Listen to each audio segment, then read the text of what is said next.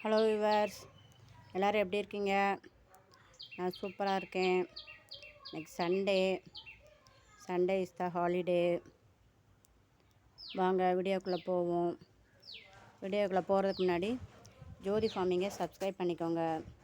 அதில் ஆளுங்கிற பெல் ஐக்கானை கிளிக் பண்ணிக்கோங்க. அப்போ தான் நான் போடுற வீடியோ உங்களுக்கு உடனே கூட நோட்டிஃபிகேஷனாக கிடைக்கும். வாங்க வீடியோக்குள்ளே போவோம். இப்போ விவர்ஸ், நம்ம நேற்று இது ரோஜாப்பூ செடியெல்லாம் கட் பண்ணி பதியம் போட்டோம்ல. இன்றைக்கி என்ன செய்ய போகிறோன்னா, மல்லிகைப்பூ செடியெல்லாம் எடுத்து கட் பண்ணி எடுத்து வைக்க போகிறோம். முதல்ல வச்சேன் பாருங்கள், ஒரு வருஷத்துக்கு முன்னாடி. அந்த மல்லிகைப்பூ செடி நிறைய கட்டையாகிடுச்சு, ஒரு மாதிரி இலை பழுத்து வந்துக்கிட்டே இருக்குல்ல. அதெல்லாம் எடுத்து என்ன செய்ய போகிறோம், இப்போ பதியம் போட போகிறோம். செடியோட அப்டேட்டு பார்த்துக்கிடுவோம். குடமிளகாலாம் அடுத்து பூ வர்றாங்க விவர்ஸ். இதை தூக்கி வெயிலில் வைக்கணும்னு பார்க்கேன். ஏன்னா வெயில் இல்லாமல் இலையெல்லாம் பழுத்து போகுது. இந்த மேலே பப்பாளி மரம் போதில், அதனால் இந்த இடம் ஃபுல்லுமே என்ன செய்யுது, நல்லா நிழலாயிருது. மிளகாய் செடிக்கு எப்படியும் 8 மணி நேரமாவது வெயில் படணும். நான் எல்லாத்தையுமே என்ன மாற்றி வைக்கணும். பப்பாளி பழத்தையும் பாருங்கள் விவர்ஸ், எவ்வளோ நீல பழமாக வருதுன்னு பாருங்கள். சூப்பராக வருது. எனக்குள்ளே வச்சுக்கிறதும் கல்வாழையும் பூத்துட்டாங்க. இன்றைக்கி ஒரு பூவு, நாளைக்கு 4 நின்று மொத்தம் 3 பூ வருது. இந்த பாருங்கள், எல்லா செடியுமே நல்லா சிறப்பாக இருக்குது. தக்காளி எடுத்து இந்த இதிலலாம் காய் வைக்காத. இந்த செவந்தியெல்லாம் அன்றைக்கி எடுத்து என்ன செஞ்சேன், மேலே இருக்கிறதெல்லாம் ரொம்ப கட் பண்ணி பதியம் போட்டு வச்சுட்டேன். இன்றைக்கி மல்லிகைப்பூச்சி பதியம் போடணும்.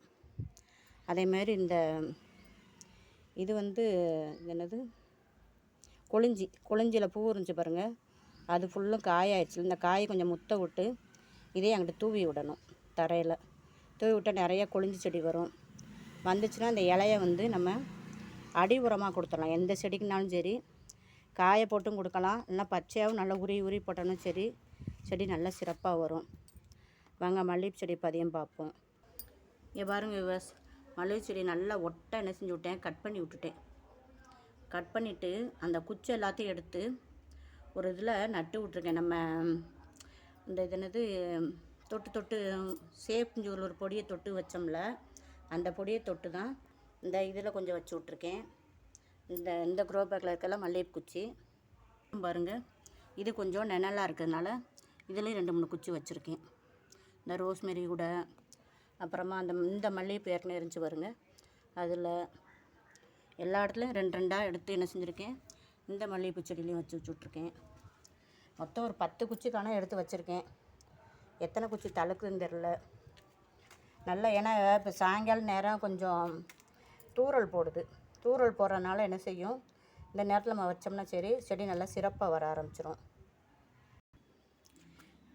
நேற்று சாயங்காலமே வேறு சிலத்தையும் கட் பண்ணி விட்டதுனால என்ன செஞ்சுட்டேன், நம்ம கட் பண்ணி விட்டோன்னே கொஞ்சம் மண்புழு உரமும் கொஞ்சோட வேப்ப முன்னாக்கும் போட்டுவிடணும். 4 கரண்டி மண்புழு உரம் போட்டோம்னா 1 கரண்டி தான் வேப்ப முன்னாக்கு போடணும்.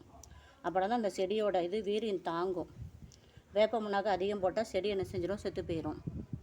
அதனால் எனக்கு கூடுமான வரைக்கும் அதை கரெக்டாக போடுங்க.